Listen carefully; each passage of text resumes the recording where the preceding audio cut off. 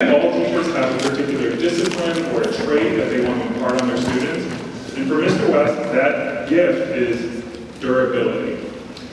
Life can be hard and challenging and cruel, and it knocks each of us down without pity or remorse. And West acts the way he acts to help us all get tougher and more resilient so that we can stare in the face of an uncaring world and defend ourselves with confidence. And if that isn't a precious gift, I don't know what is. Over time, I've come to view West for what he truly is, an admirable teacher and a genuine friend. Also, this is from his daughter, Maddie. You are a huge nerd. Without further ado, Mr. West.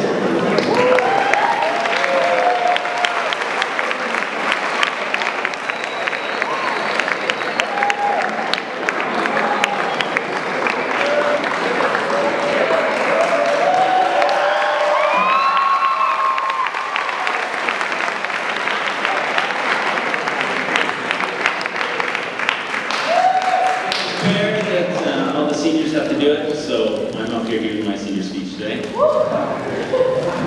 I've been at the school for over 10 years now, and most of you have been in my class and seen my rules on the board. And anybody tell me rule number one? You always have a Life is not fair. Big, bold statements, that's what teenagers like. I didn't randomly choose this rule, I believe in this rule. This rule is as constant as the sun rising and me buying popcorn. Mr. Pissarro,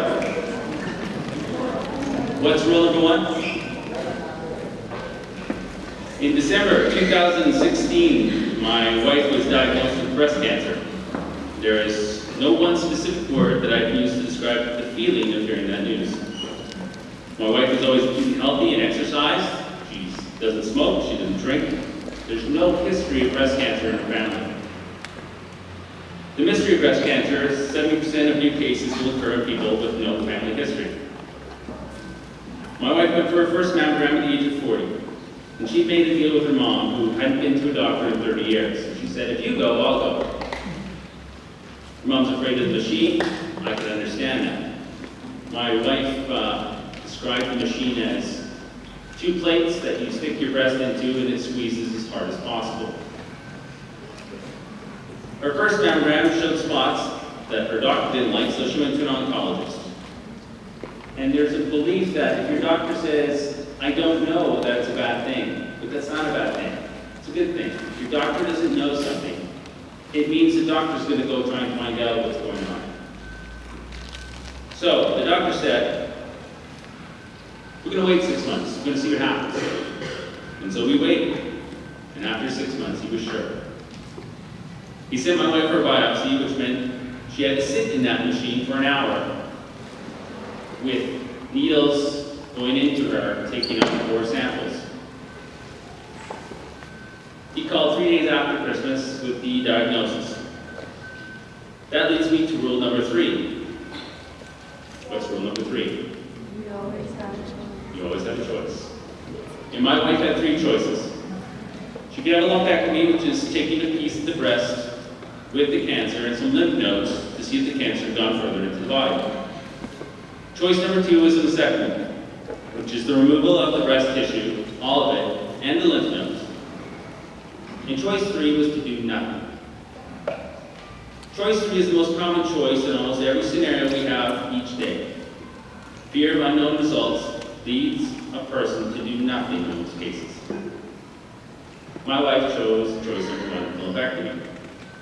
So on February 20th, 2017, she went into nuclear medicine at Klinika Bibika at 3 a.m. in the morning to get radioactive dye injected into her system so that doctors could find her lymph nodes. Her surgery was set for 12 hours later. My wife hates hospitals.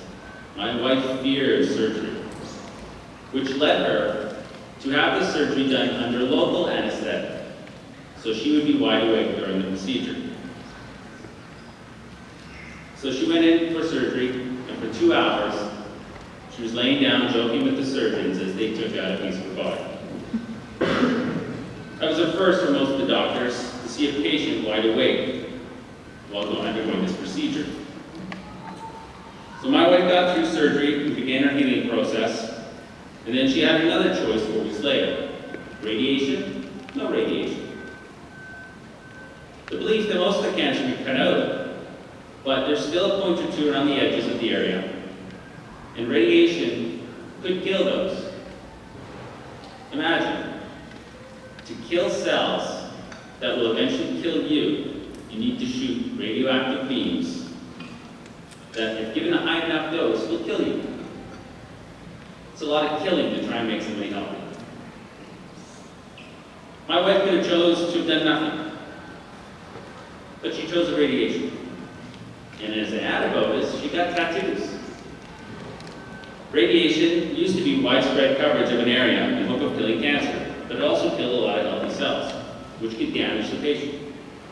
Thanks to decades of research, radiation now involves pinpoint aiming with machines that can put out specific doses of radiation.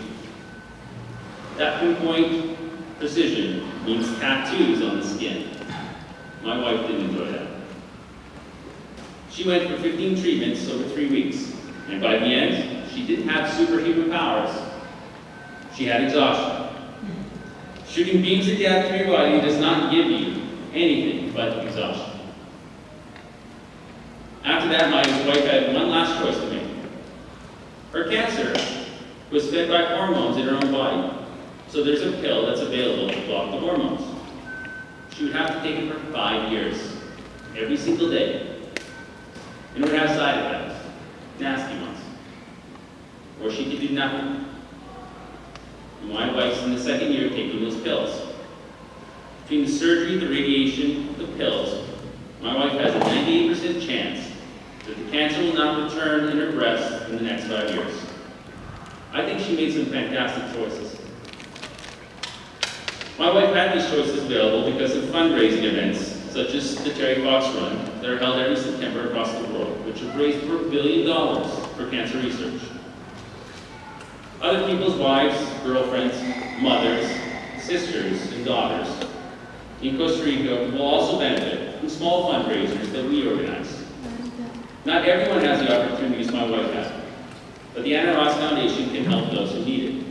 So thank you to Student Council for organizing these rest down days that we had last week, and picking a charity that can help so many get through this unfair consequence of life. My hope is that we can continue this charity throughout the year. That leads me to rule number 2. While life can feel unfair, it is better than no life at all. Take a minute, think about how much you can experience for the amount of time you are here. Or, you can complain and do nothing. Either way, you are here. Thank you.